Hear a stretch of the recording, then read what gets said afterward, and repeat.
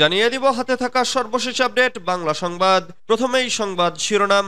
গত ৩ মাসে মানুষের প্রত্যাশা খুব একটা পূরণ হয়নি বলেছেন দুদু।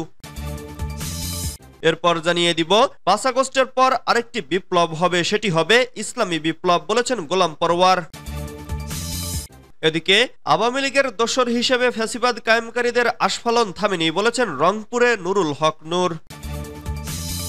এরপর জানিয়ে দিব ক্ষমতায় যেতে আমরা ব্যবহৃত হইনি বলেছেন মুফতি রেজাউল করিম। আরো জানিয়ে দিব আসিফ নজরুলের সঙ্গে অসৌজন্যমূলক আচরণের নিন্দা জামাতের। সর্বশেষ জানিয়ে দিব বাংলাদেশের অস্তিত্ব নিয়ে হুঁশিয়ারি দিলেন পশ্চিমবঙ্গের মন্ত্রী। এতক্ষণ শুনছিলেন সংবাদ শিরোনাম, এবারে বিস্তারিত। তবে অনুরোধ থাকবে ভিডিওটিতে একটি লাইক করবেন এবং কমেন্ট করে জানিয়ে দিবেন কোন জেলা থেকে আপনি আমাদের এই ভিডিওটি দেখছেন। গত ৩ মাসে মানুষের প্রত্যাশা খুব একটা পূরণ হয়নি বলেছেন দুদু।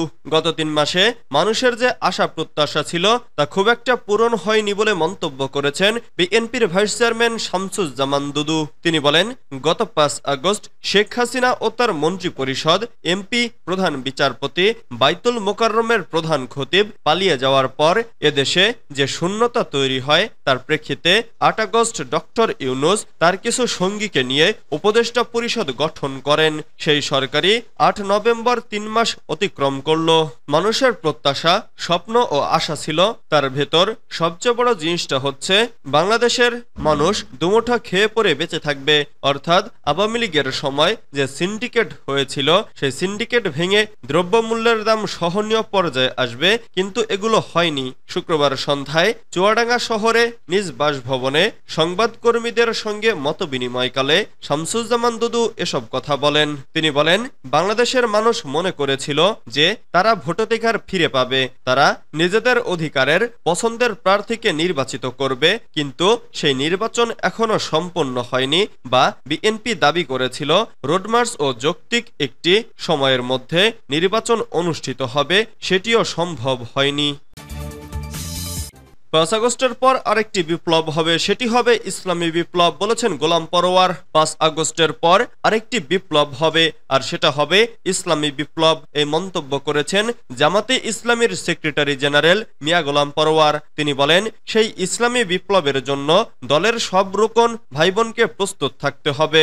গতকাল শুক্রবার কুষ্টিয়ায় তিনি ওই বক্তব্য দেন বলে দলটির এক সংবাদ বিজ্ঞপ্তিতে জানানো হয়েছে। কুষ্টিয়ার শহরতলি মোল্লাতে ঘুরিয়া এলাকায় জামাতের সদস্য সম্মেলন অনুষ্ঠানে প্রধান অতিথি হিসেবে ছিলেন গোলাম পরওয়ার। জামাতের রুকন সম্মেলন শেষে সাংবাদিকদের সঙ্গেও কথা বলেন গোলাম পরওয়ার। তিনি সাংবাদিকদের বলেন, বাংলাদেশের দীর্ঘ ১৫ বছরের যে ফ্যাসিবাদী যুগ আমরা পার করেছি, সেখানে রাষ্ট্রের সব প্রতিষ্ঠান অপরাধ দ্বারা অপরিচ্ছন্ন ও অপবিত্র হয়ে গিয়েছিল এবং ফ্যাসিবাদী শাসক দুর্নীতিগ্রস্ত ছিল। জামাতের সেক্রেটারি জেনারেল আরো বলেন, কেবল ৩ মাস হয়েছে ফ্যাসিবাদের বিদায় হয়েছে, কিন্তু এই অপরাধ প্রবণতা ১০০% বিদায় হয়নি। এখনো ছোটখাটো কিছু অপরাধ দেখা যাচ্ছে, তার মাত্রা কম। এই বিষয়গুলো আইনশৃঙ্খলা রক্ষাকারী বাহিনীকে বলেছি, জামাতে ইসলামী অন্যায়কে প্রশ্রয় দেয় না।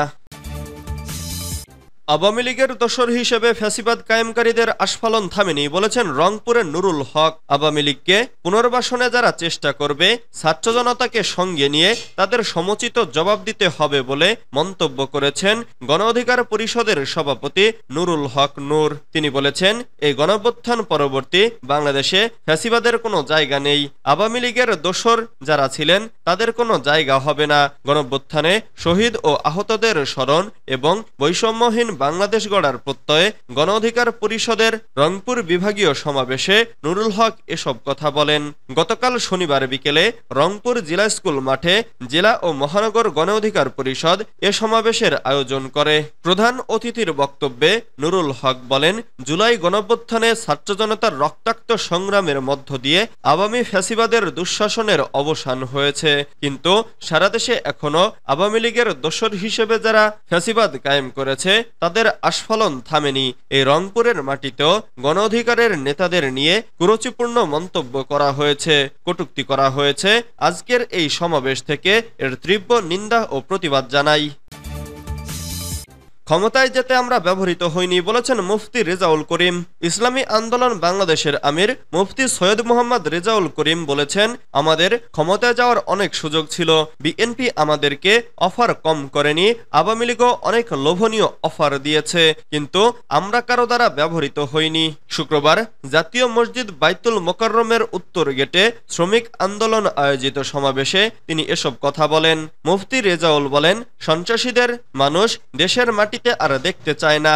যারা বাংলাদেশের সিংহাসনে বসে সাধারণ মানুষের রক্ত চুষে খেয়েছে, তাদের আর ক্ষমতায় বসতে দেয়া হবে না।